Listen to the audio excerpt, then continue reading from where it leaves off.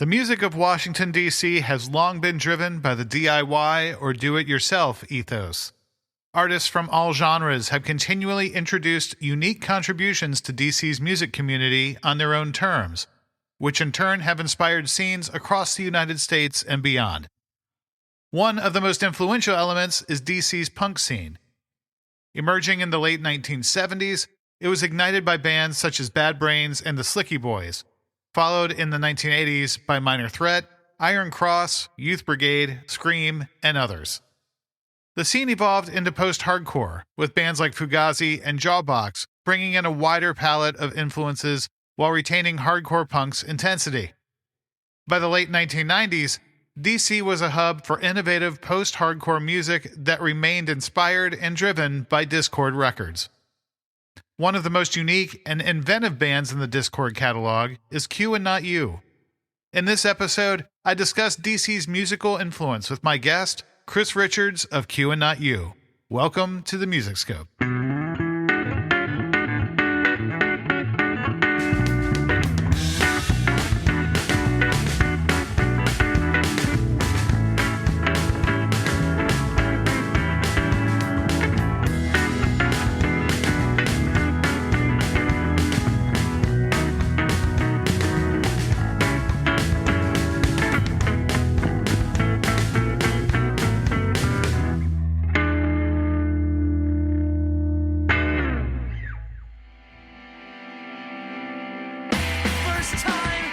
Q and Not You was formed in 1998 by Chris Richards along with John Davis, Harris Clark, and Matt Bolick. The band released their debut album, No Kill, No Beep Beep, in 2000. The album was edgy in parts, delicate in others, and made references to DC landmarks, attitudes, and fashions in a stutter-stop post-hardcore dance blitz. In 2002, after the departure of bassist Borlick, the band released Different Damage, which brought a wider array of influences and rhythms, with as many nods to dub as there was to punk. In 2004, Power, the band's final album, was released. It retained its DC roots, yet leaned even more into dance beats, diverse instrumentation, and vocal experimentation. After Q and Not You split in 2005, Chris Richards released Purple Blaze under the name Riz Paul Rick. The album's acoustic guitars, intimate vocals, and reverb-laden ambience bring a more mellow sound to the table, but with Chris's signature vocal approaches and love of the unexpected. Since then, he has served as the pop music critic for the Washington Post and is currently a freelance writer for periodicals nationwide. Chris joined me to discuss his experiences and inspirations influenced by his life in DC. Chris, thank you so much for joining me today. I want to start off by, if you could tell me about growing up musically in DC. What felt distinctive about the city as you were learning how to be in a band? Yeah, I mean, I didn't grow up in the city exactly. I was in a town called Arnold, Maryland. It's right next to Annapolis, about 45 minutes away. So DC, even though it was so close, I don't know, when you're young, it felt like the city at the end of the yellow brick road or something. It felt a little out of reach and very enchanting. So when we figured out, my friends and I figured out that there was this great hardcore punk scene happening so close to us, we wanted to be a part of it, like in any way that we could. So we were driving down for shows whenever we could, trying to convince our parents to drop us off at the Black Cat. We were so lucky because it was an all ages scene, which meant we could get into all the venues and see what we wanted to. But another idea that we were introduced to really early on is the idea of like benefit shows as well. A lot of the shows that we were catching were not just, to enjoy the music. They were held to help different community organizations, charitable organizations that needed help. And it kind of just burned into my mind that there's sort of like a civic responsibility tied to musical gathering, that naively at first, I just thought, oh, this must be like how it is everywhere. If you go to see Nirvana or Pearl Jam or something in Seattle, they must do this too. So I don't want to say it was like a rude awakening to find out that the world was different, but all of DC's specialness, it was just normal because it was the first thing I was really introduced to. As you started to make those inroads and kind of learn what that was, what part of being a band was. Do, do you think there were things that in DC that made that easier as an emerging band, or were there things that made it a little more challenging? Well, for us, I think probably easier. It was very empowering because not only, some of the, like I said, some of the shows we'd go to were at Black Cat or maybe at Fort Reno Park. Obviously, those weren't the shows that like a teenager was capable of replicating Right. out in Annapolis, Maryland. But we also went to, basement shows and house shows out in the suburbs. And those were something that we could copy and cut and paste to what we were doing. So I started my friendship with John Davis from Q and Not You when I was about 15 years old. I heard his band Corm, his previous band Corm, on the radio. That's spelled CORM. Just for those who have never heard of them. A great band. I heard them on WHFS. There's a guy named Dave Marsh who had a Sunday night radio show called Now Hear This, and he played all the he played all the local bands all the time. I found out about so many things. That was kind of like our little transmission that we got out in the suburbs. Anyway, trying to make a very long story a little shorter is I met John that way, and I think he invited us to some house shows that he was a part of, both in DC and in the suburbs. And then we figured out, would Corm come play our house? Like, we have a basement, we have a garage, So we started inviting Corm and their friends bands, Gen Hit, The Impossible Five. We had them all kind of Frodis. We had them all come out and play in Annapolis and just started making connections. So yeah, there absolutely was, a blueprint that, made things feel very, very possible. We were kind of doing like little house shows and basement shows already in Annapolis. I don't want to say we got the idea entirely from them, but the idea of bringing in a DC band that we liked to play in our neighborhood felt incredible. It was really empowering for sure. The intimacy of house shows is something that, it makes a big impression on you. And yeah, I can see how that would just make everything way more upfront, way more tangible. Yeah, easier to touch. So, speaking of DIY and that kind of culture in DC scene, I feel especially everything kind of had that touch on it. You had venues. The city paper, I think, was a great conduit of information. And you had labels, obviously Dischord, DeSoto Records. You talked a little bit about that, kind of the house shows and such like that. Is there anything else that kind of drew you into that DIY ethos? And, when Q and Not You got together early on, were there things that you strived for that as far as like a kind of a DIY ethos? Yeah. I mean, part of what you're talking about, you're mentioning labels and venues. It's a whole ecosystem that extends to fanzines, which was a huge part of my adolescence. John Davis, again, wrote fanzines. He had one called Slanted, later one called Held Like Sound. He told me, he's like, you should start a zine. So I did. It was called Torpedo Dialogues. I did that when I was in high school and early college. And the fanzine culture was just really robust in DC as well. So it's just a whole thing where it's like, I guess I learned very early on that there's not much difference between the person who's putting out the zine, putting on the show, playing the show, going to the show, making the flyer for the show. All these roles, they weren't roles. They were activities. They were things that we did. And if you were punk, you tried to do as many of them as you could. And that's absolutely something that Q and Not You was born out of, for sure. And we felt at the time, I mean, this is really micro, but there was kind of like a slight mood shift in the scene at that time. It was the late 90s, and we're kind of wondering like, hey, where are the bands our age? Who's going to be like, who's really going to put on for DC and go on tour and rep for like our generation. Now it's really funny because our generation means like people born exactly like in the 3-year window that all three of our bandmates were born. That's just how it is when you're young. Obviously, like the time slice is very thin between you and your peers and between you and your elders and your juniors. So anyway, we just wanted to rep for our class, if you will, I mean that like in terms of like high school class. So it was a huge part of what, we formed to do in essence. And it wasn't really spoken outright, but we did take it incredibly seriously from Jump Street. Because again, it was this kind of thing like, hey, who's going to do this? Well, if no one else is, we are, who's going to take Fugazi as seriously as we do? Let's really try and like live up to all this incredible template making that's been put before us, and again, it's not like to say that like our predecessors in the scene were just making like cookie cutter molds for us to fill. But they did set this incredible example of like, I don't know, punk sort of is almost like a public utility as this kind of social binding agent. And then also too, as a touring band, like this thing that you can go out and kind of spread around the country, and it can be your ticket to get around this country and around this planet. We definitely, once we realized we had something really special going, the ambition to like tour and really bring it out to the world was really, really important to us, for sure.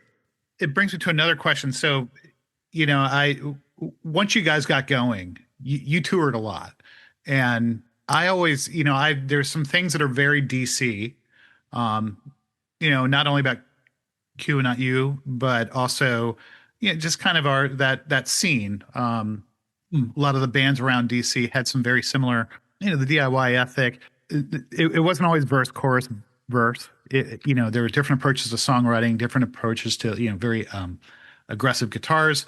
The drums were very unique in that approach. And so I guess my question is, as you toured the United States and around the world, what was different about how audiences, was there a difference in how audiences reacted in other cities versus how they reacted in DC? Yeah, it's a great question. And I don't know if I really have an answer, because it's not like I don't know, asked the audience verbally about that afterward. I mean, the physical response to our band by and large was really positive, and that was also part of like that was intentional as well. We definitely wanted people to move. This is another, again, the kind of like a little micro mood at that time. But even the Dismemberment Plan, who you mentioned, they had a song kind of ridiculing people for standing still at shows. We were trying to get people to like loosen up and dance, I think, just for the record, I think Fugazi gets a really bad rap as like these guys who are going around scolding everyone into, planting their feet on the floor and staying still. I think Fugazi was coming out of this gets down to like that micro generational thing. But like when that band started, people, like the violence at shows, especially outside of DC in places that DC people didn't know about, was really, really real. And they were trying to protect their fans and their audience, trying to protect their listeners, protect the gathering, and make sure that the gathering can be something that everyone can enjoy and not have to, fear for their physical safety. So, that reputation I might have been earned from how they comported themselves early in the band, but then it just became this like, I don't know, this idea that like, oh, we have to stand still or whatever, which I don't think Fugazi ever said whatsoever. I mean, Fugazi, highly, highly danceable music, sure, which they prove on stage by dancing themselves. I mean, to talk about incredible dancers as well. Yeah. That band. So anyway, that was a huge part of what we wanted to do. Try to continue that and get people to feel loose and to engage with the music physically. We had a lot of things, especially on our first album, that were very specifically designed to invite the audience to physically participate, sort of like cheerleader chant-alongs and hand clapping parts. We had one song where we would jingle our car keys. That one never really caught fire, but we dreamt of it. Like, oh, wouldn't it be so sick? We play this song, everyone in the crowd will take out their car keys. Cause we're trying to think, what does everybody have in their pocket that they can use to make sound? Oh, everyone has keys. Like, what if the whole audience got their car keys out and shook them for this song? That would be so cool. That one didn't really catch, but we tried. But anyway, so, and also too, like part of touring was about showing people, in these neighboring undergrounds, like what your scene is like. And that's how we felt when other bands came to town from their scenes. We wanted to know what it was like in Cleveland, what it was like in Western Massachusetts. Like, how do you roll there? You know what I mean? Like, and this is all unspoken kind of teen gang code stuff, right? But it absolutely was a part of what we were trying to do, whether we discussed it explicitly or not. When we were on tour, we were repping for DC. It was like, this is how we do it, and join us, and one night at a time. It was a marvelous thing that, I've never really been a part of anything like it since. It was incredible. You talk about DC and repping DC. One thing about your lyricism, there's a lot of imagery about DC in your songs, and District Night Prayer. I'll highlight the song "And the Washington Monument Blinks Goodnight," because even the opening kind of riff, it mimics the eyes flashing on and off. And for those of you who don't know DC, the Washington Monument, it's a tall obelisk. And at the top, there's two little slits that look like eyes, and they blink on red, and then they come off, and then they blink on, and then they blink off. And it's almost in the same cadence as that riff. With that imagery, I'm curious if you could speak to how did DC's environment affect your lyrical perception? Yeah. I mean, those are really astute observations about that song. I really appreciate you saying that. You really hit the nail on the head. I wrote my contribution for it. I think my contribution was the thing that kind of started it. It was like the starter sort of kindling, I guess you'd call it, that you bring to band practice. But Matt Borlick, the bassist, and I kind of wrote the introductory riff, the hammer-on part, and the bass line together in my dorm room at George Washington University, which was in a building called Mitchell Hall, which is on the southeast corner of the campus. And from my dormitory window, you could see the Washington Monument. So I would see it blink goodnight to me every night before I'd go to bed. Like literally, like I could look at it from my pillow as I fell asleep every evening. So I kind of wanted to, I don't know, memorialize that sensation and what you're talking about too. Again, trying to kind of capture the mood of the city. And now, what is that mood? It means obviously many things. I think DC is fascinating because it's the seat of global power.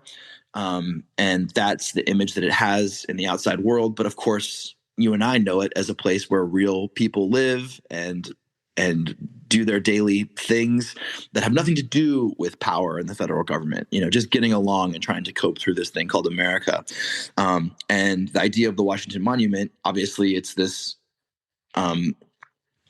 gigantic structure meant to communicate the grandeur of the country, but it's also just something that belongs to each one of us. And for me, it was this thing that would like say goodnight to me every evening. So trying to reconcile those kind of intimacies and the intimacy of living in this place and, falling in love in this place and forming friendships in this place and, doing our life stuff. It really happens here. And it's almost comedic how you still see it today, how Washington is portrayed in the media by Washingtonians, sadly, as this place where it's just, this functionary, faithless, heartless government place. That's obviously not. So we were trying, anytime DC imagery kind of came in, it was just very simple, like repping for your city, repping where you're from, something that we probably learned from just growing up in like the hip hop generation and like the music of our time as kids, where was people talking about where they're from and, MTV videos of, rappers just in their neighborhoods. I think that probably imprinted on us pretty heavy as well. But I think there was just some kind of duty I think I felt in the lyrics to kind of like really portray a sense of place and think about what makes living where I am different from somewhere else, and what why that might be worth sharing with other people who aren't from here. Yeah, the perception of DC abroad is definitely, they see the monuments. And I always think about kids and field trips. Like they go down to the mall and they see all the pretty white marble buildings. But they going down 14th Street or, Adams Morgan or what have you, they don't get to see those places. Yeah. There's a great Gil Scott-Heron video that you can all look up on YouTube where he's kind of talking about that very idea from the years that he lived here. He's like, exactly what you're saying. He's like, people come here on the tourmobile. He's like, the tourmobile doesn't come to this neighborhood. And he's kind of like walking around different parts of, Northeast, Southeast. It's really cool. Your music, it shares traits that are, as I mentioned earlier, kind of consistent in DC. Very guitar forward, maybe non-traditional song arrangements, but there are a lot of danceable rhythms. I would especially say in Q and Not You, I going from your first album, No Kill No Beep Beep, to the second album, Different Damage. It feels like there's almost a dub influence in there. Cool. And I'm curious to how that transition, how you approached arrangements, what came from, say, it's weird to say traditional, but that tradition of DC punk, and what came from elsewhere? Yeah, I love this question. Well, at the very beginning of the band, we knew that we were kind of coming out of, or we wanted to kind of, like I said, rep for the scene and be a part of all this great music that we had just been steeped in, from Fugazi to Slant Six to Hoover to Jawbox, the Warmers, the whole kind of Dischord tradition. We were so into that stuff. And then we were thinking, I mean, I don't know if we said this out loud, but it wasn't like, how can we be different from that? I guess I would say a tangential interest we also had at the same time was just 80s and 70s disco and funk music. And a huge part of that at the time was this radio station that existed called Jammin' Oldies. And forgive me for forgetting the numbers on the dial. I want to say it was like 95.5. No, Yeah. that was PGC. I can't. Well, anyway, it doesn't matter. It was in the 90s somewhere. It was near HFS at the time on the dial, on the radio dial. And it didn't last long. It was like a new kind of radio format that was sort of like that they were trying out. This is like the Clear Channel kind of rearranging the decks and trying to figure out what terrestrial radio is going to be because they see the digital world coming to eat it up. So they were trying new things. So it was like a micro version of like Magic or, one of those other stations. But the whole thing was, funk and disco, mid 70s to like mid 80s. So we got really, really into that station. And then we found if we went to places like the Wheaton Library book sale, we could find every Gap Band record for $1. So sometimes we would blow off band practice and go to the record store, or go to the Wheaton Library book sale and try to increase our library and learn about this stuff. So, and also at the time, like in punk, a lot of sort of like dance punk of the 80s was coming back into vogue, and Gang of Four and PIL and all that kind of stuff. We did not want to stop there. We love that stuff as well, but it's like, let's listen to what they were listening to rather than just be a callback to like an earlier punk iteration. Let's try and figure out what these bands were taking from as well. So that was a huge part of how the band formed, and that dance music thing stayed with us in a really intense way. Different Damage mentioning dub music. That's awesome. I think we always loved dub reggae. And if you can hear it on that record a little more, I guess, yeah, that makit sense. I mean, I got really into Augustus Pablo, so I got a melodica, and I thought maybe we could, yeah. So like that, I mean, it was actually, it wasn't any kind of mysterious thing. It was very one-to-one here. But the thing about Q and Not You, I guess I would say this. It's like, do you ever look, there's like a visualization of like how the Big Bang worked. If you look it up online, it looks kind of like almost like a weird kind of cone thing. It's this broadening thing. Like a broadening cone shape is like the shape of our universe.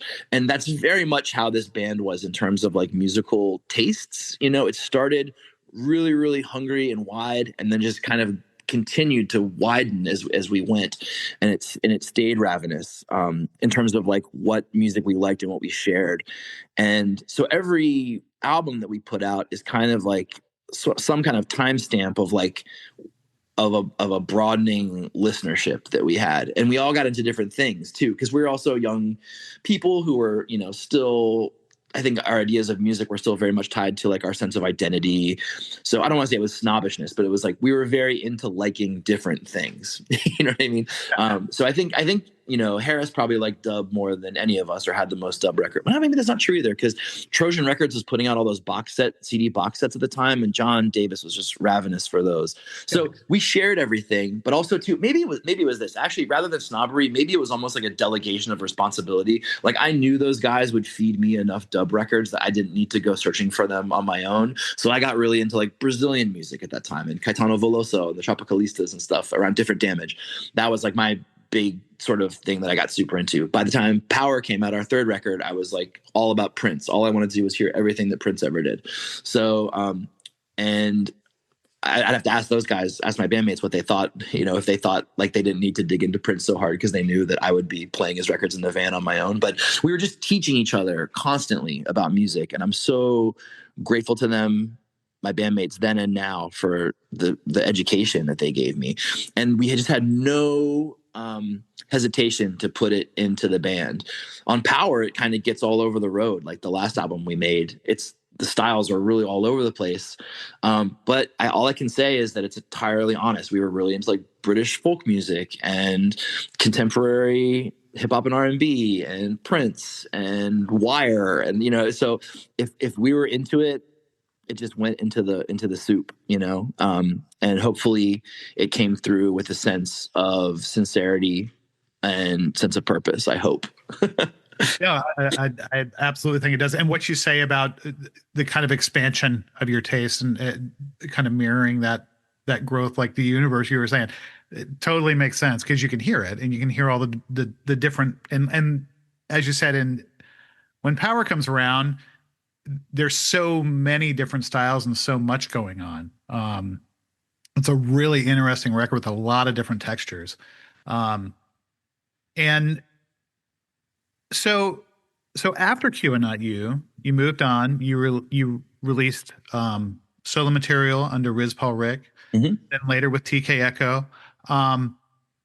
What pieces of your experience, of your learned experience from the beginning to the end of Q and Not You, what did you carry with you?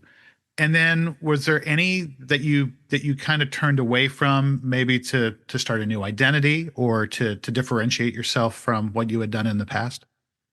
Yeah, wow. It's a really complicated question because Q and Not You, I mean, to call it formative for me is just understatement. I mean, it's such a defining period of my life and a defining activity in my life that it's really hard to figure out, like, what part of it was with you and what part did you leave behind? Because it just feels like, I don't know.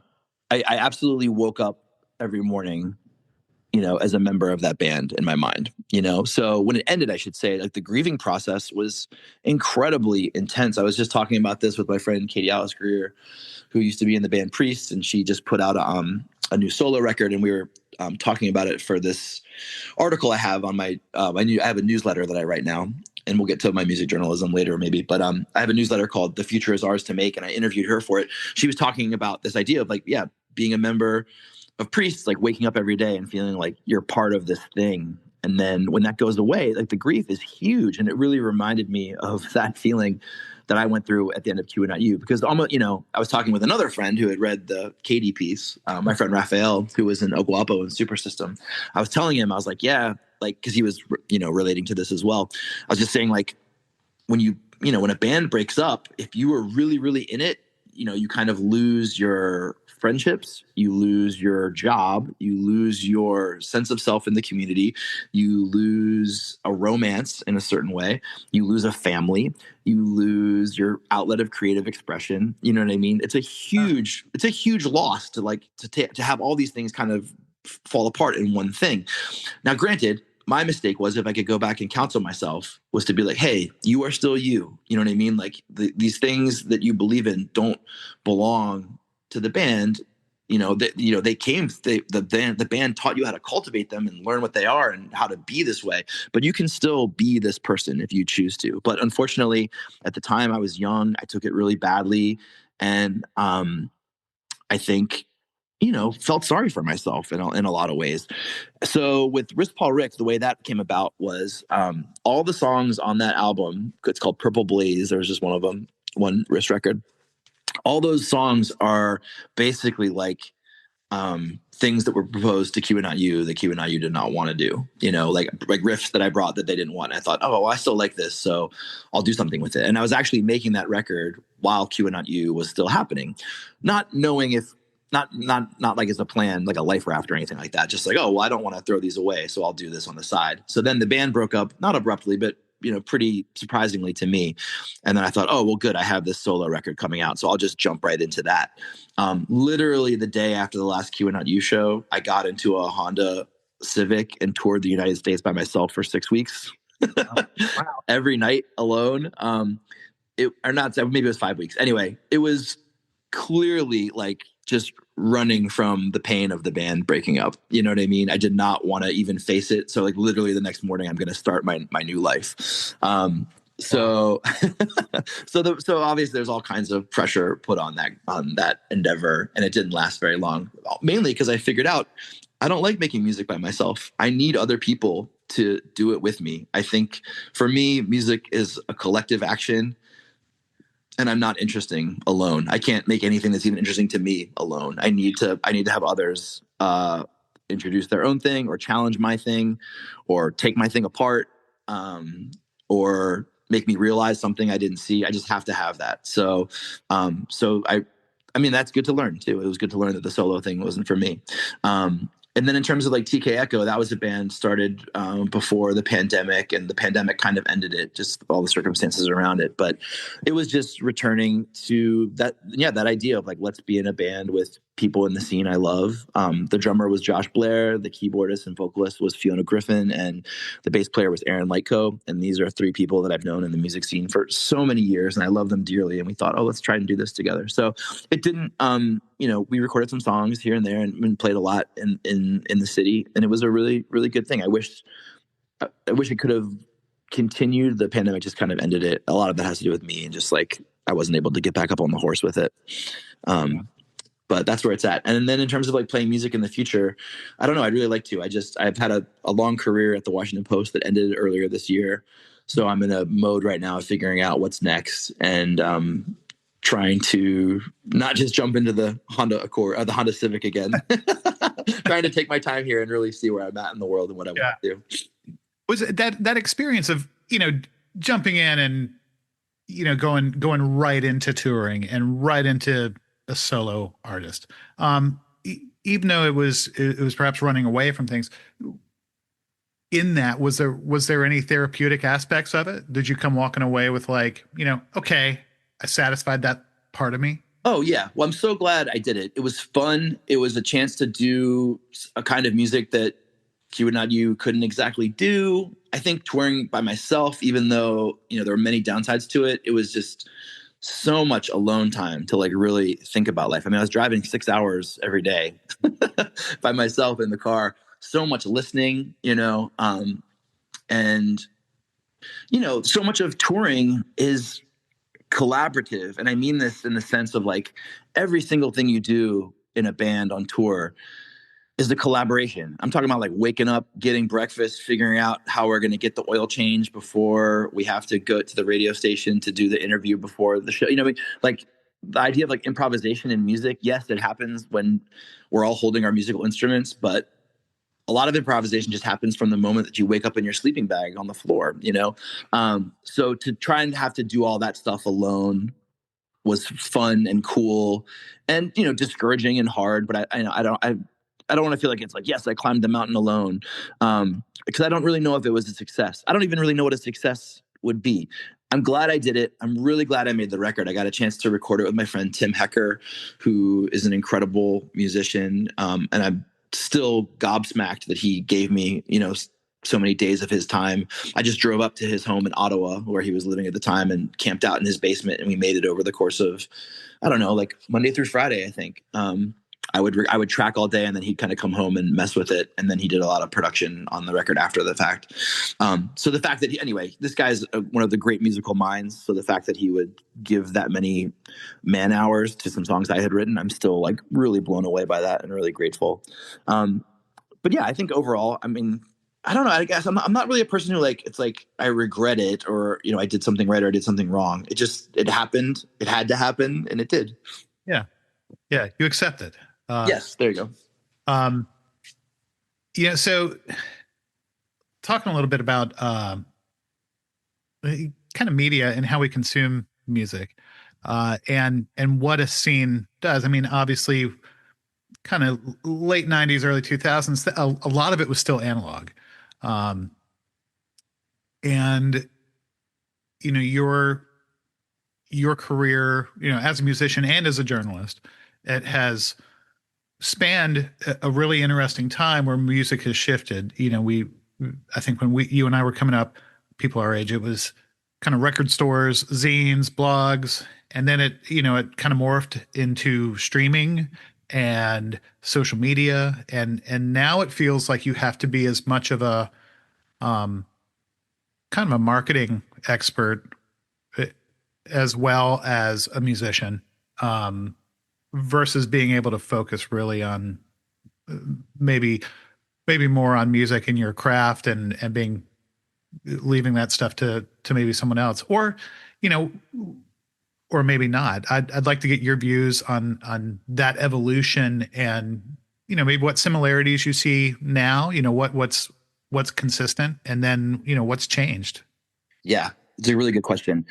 As music listeners, I think we have it pretty good right now overall. Streaming is obviously like the latest gross iteration of the music industry, and the things that are unsavory about it are incredibly unsavory. You know what I mean? This goes like Spotify using their money to fund weapons research, and worse. So the things that are gross about it remain gross, but the things that are good about it, I think, are good. The access is good. And if you don't like the algorithm spoon feeding you, then don't let it spoon feed you. Ask friends what they listen to. Talk to people. Be a part of a community in real life. Ask strangers what they're listening to when they drive by with their windows down. They might want to tell you. Maybe not. If not, that's fine. You don't lose anything by asking a stranger what song is playing from their car, I don't think. But I think if as listeners, if we are intrepid and we take the initiative, we don't have to be, just mindless like streaming zombies, who feed what the algorithm is serving up. So if you're willing to be an attentive listener, it's a great time to be a listener. If for artists, I can't speak for how hard it is. It seems incredibly hard, though. The only silver lining that I maybe can pull out of like what you're talking about, this idea that like not only do you have to be a musician, but you also have to be your own publicist, videographer, content creating, TikTok personality. The only thing I can say about that is maybe, I don't know. I think any citizen of the digital age, if they're participating in these online places, we are all doing some kind of public performance. You know what I mean? Yeah. From your social media posts and onward. So I don't know. Maybe it's helpful to just think like, well, this is just a digital sort of manifestation of how everyone is living in some kind of way.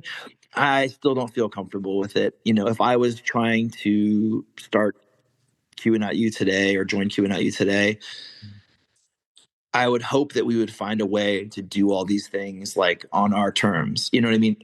That band did not rewrite the rules of anything. We made flyers, we participated in fanzines, we tried to like speak to underground publications. We booked our own tours when we started. We didn't have a publicist. You know what I mean? We did all that kind of work ourselves. Like we wrote, and also publicists, like who we sent our record to fanzines, to other underground publications. We wanted to be a part of like the greater punk underground discourse. So we didn't reinvent anything. We just participated in the system that was kind of already built in our community. We'd always joke that we're touring on the highways that Black Flag paved. So like, for a band today, I wonder if there's a similar way to do that, to have a way to participate in the structures that exist while still maintaining your principles. But I mean, honestly, the thing that I think is step one is having principles. And we were lucky to grow up in a community where principles were paramount. You know what I mean? Like it was the thing that differentiated what was happening in DC to other scenes, kind of circle back to the very beginning of our conversation, was this scene had principles. It stood for things. It stood against things, and those demarcation lines were very clear. And you didn't have to obey all of those rules exactly. You know what I mean? Like you didn't have to be straight edge, or you didn't have to do it this way or that way. You didn't have to charge $5. You didn't have to do a positive force show, but you could. And all those things were available to you. And you had these really bright shining models who were operating inside these frameworks. So, but I would hate to say what, young people need to do today to figure it out. My main thing is like, just that a concern that like live music is paramount to them. Now let me rewind a little bit. Maybe a few years ago, probably before the pandemic even, I'd be going to a lot of shows and thinking like, where are the teenagers? Like there are no kids here. This is an all ages show, but the youngest person is 27. Like, and I thought, well, maybe this is an artist that doesn't appeal to young people, what have you. But then I'd be going to shows that's like, oh man, if this was happening in 1997, the audience would range from age 14 to 44, or 54 even. And that seemed like it wasn't happening so much. Now, in 2026, right now, this moment, I do feel that changing. I just saw this band play the other day called Guttered from Washington, D.C., or the area. It's from what I understand, it's 4 high school students who go to 4 different high schools, and they played at a venue here called Rhizome, which is this great DIY art space in the very northern part of the city, right where DC meets Tacoma Park. Okay. And the show was phenomenal. I was by far the senior member of the audience, which is fine. I went to the back and, didn't bother anybody. And it was very clearly the kind of show where the audience and the crowd assembled knew the band personally. And like all the banter was happening off mic, just like the band talking to the crowd. And I was like, yes, this is what I need to see to know that, like, music has a way forward. I think it really happens, in rooms, with people sharing the air, sharing the space. And I hadn't been to a show like that where the audience was entirely the band's peer group. And it felt so exciting and inspiring just to know that that's possible. And I'm sure it's happening all over the place. What we do is secret, right? Like so much punk stuff should be invisible to someone my age. Even if I'm trying, it should be hard for me to find it. This show is very easy to find. So it makes me feel like there's got to be a lot more of this happening. So anyway, my great faith is that young people will learn that what music really means is happening outside of the media spaces where it's curated and presented to them. All that stuff is just a map to get you to the show, to the room. That's the same way I felt. I loved fanzines. I worship them still. I have them all carefully filed away in a file cabinet in my basement where I lovingly care for them and reread them all the time. But what they were maps to get me into the room always. And I just hope that young people can figure out how to use this dystopian technology for the same ends. Yeah. It's, again, as someone who made the kind of growing up analog, transferring over to digital kind of shift, I still feel like there's a passion for digging and finding all this information that you used to have to do kind of word of mouth or through zines or through even going to the library or crate digging and finding different, reading the liner notes. So I feel like that spirit is alive and well, and for you to mention the shows and that, that kind of intimacy is still there. That gives a lot of hope. Cool. Want to close with, so you were the music critic for the Washington Post for 16 years. You've done all sorts of freelance work. Tell me a little bit about how your experience in DC scene, how has that colored your viewpoint with music and how you view it and report on it? Well, it's a really nice question because it's kind of related to what we're talking about getting in the room. I mean, so obviously, as I said earlier, my formative music experiences, like what music is and should be, were informed through growing up in DC punk and hardcore. So I started writing a lot more seriously, or I guess writing for like a broader audience after Q and Not You was over. Before that, I had done fanzines. I had written articles here and there for different publications, but obviously got much more serious about the craft of music criticism after Q and Not You ended. And that's when I started writing for the Washington Post, at that time as a freelancer. I had a mentor there, this guy named Josh Freedom to Lock was his name. And he was really encouraging for me to try to cultivate all of my music writing interests. He's like, you like rap music, right? I was like, yeah. He's like, well, Young Jeezy's playing at, Dream Nightclub tomorrow night. You should go review it for us. Well, I've never written about rap music before. He's like, yeah, but you've been listening to rap music since you were a child, right? Yeah. I was like, yeah. He's like, okay, go for it. So obviously it wasn't like careless. I knew that I knew I was entering a different kind of tradition, different kind of cultural space. And I wanted to make sure that I wasn't just being like a tourist when I wrote about this kind of music, but he was right. Like hip hop was the music of my generation, and I'd been deep in it the whole time. Why not give this a try? And then he just kept pushing me to go further and further. He's like, you collect all those jazz records. You should go review this jazz show. Oh, well, that seemed really intimidating. Jazz writing has this deep history of scholarship that I've never really participated in. He was like, try it. So he taught me how to be curious, but also cautious, write with respect, write in a way that accounts for what you don't know, and maybe don't have to, you don't have to approach the reader like some kind of great authority figure. What I eventually figured out over time is that music criticism is not about flexing your expertise or giving someone the definitive article. Like, your job, I think any good music critic's job, is to describe their experience and to give the reader an experience to compare their own to. If you are an expert in a certain kind of music, that's great, because your expertise is part of your experience, and like, you have a great level of background information that can illuminate this thing for someone who doesn't have it.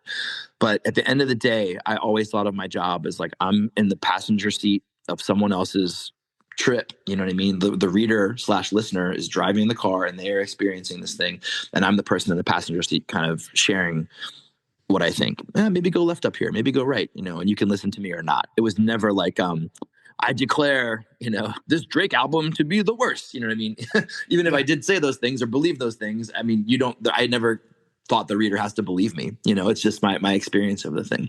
So to get back to like, what I got out of, the DC DIY scene from that, I think participating in any kind of music community, whether it's going to the shows, setting up the shows, helping clean up after the show, helping the artists get their gear in and out of the car, you know what I mean? Like, whatever, doing something beyond just showing up, watching, and leaving.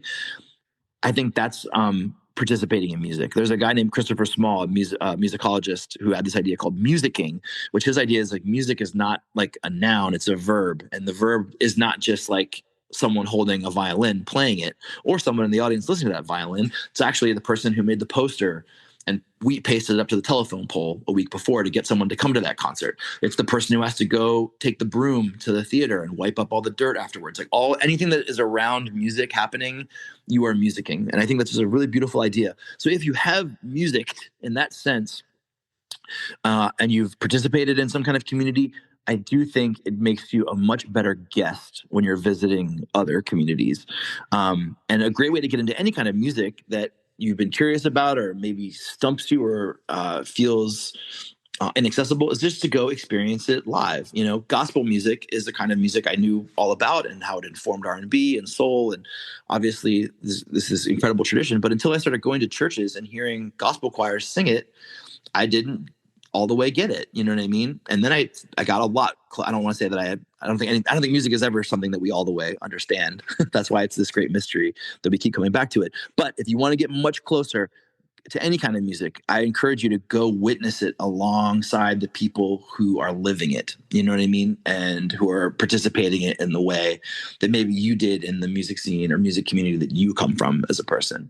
So those are all the kind of things that I took a long time to figure out over my course of working at the Washington Post. And I was very, very lucky to be welcomed into a lot of rooms. And hopefully I did those communities justice in the work that I published. Did the Washington Post deserve to have a music critic who grew up in the go-go scene? Of course they did.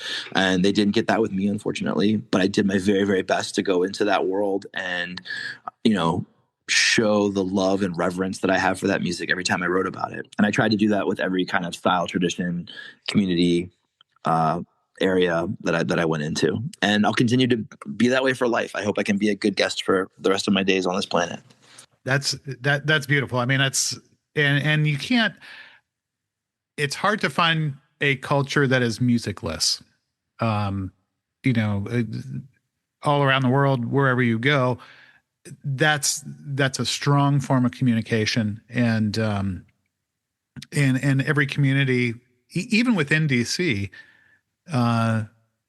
looking at the different segments of types of music, and some people would say, well, DC is completely defined by Minor Threat, and some people would say, well, it's completely defined by Chuck Brown, and someone else would reference Piedmont Blues, but all these communities, and I think you hit the nail on the head where you're talking about, to truly experience it, you have to fully experience it in person.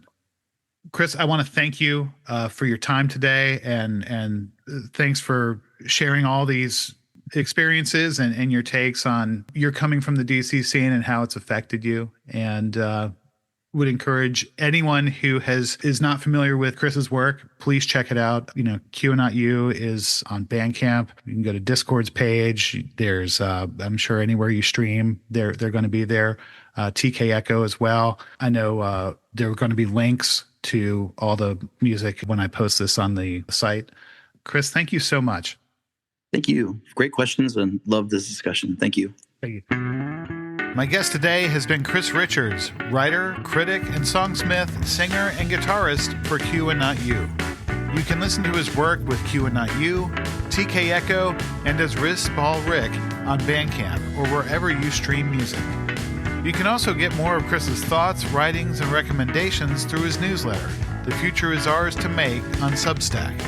Thanks so much for listening to The Music Scope. I'm Mike Grubb.